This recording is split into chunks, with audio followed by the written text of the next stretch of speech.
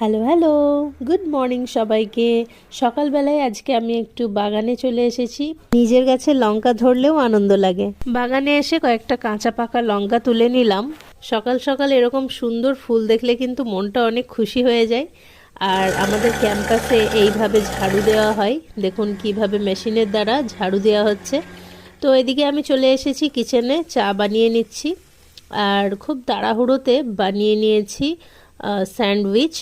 যা সবজি ছিল তাই দিয়ে আমি বানিয়ে নিয়েছি স্যান্ডউইচ আর চা দিয়ে। সকালে ব্রেকফাস্টটা সেরে তাড়াহুড়ো করে চলে এসেছি ক্লাসে। সকাল 9:30 থেকে আমাদের ক্লাস শুরু হয়ে যায়, তো এখন আমরা সবাই ওয়েট করছি মিসের জন্য। তারপর ক্লাস করে নিয়ে চলে এসেছি বাড়ি। আর অনেক মেঘ করেছে, সেই সাথে অনেক বৃষ্টিও শুরু হয়ে গেল। এখন প্রায় 3টে বাজে।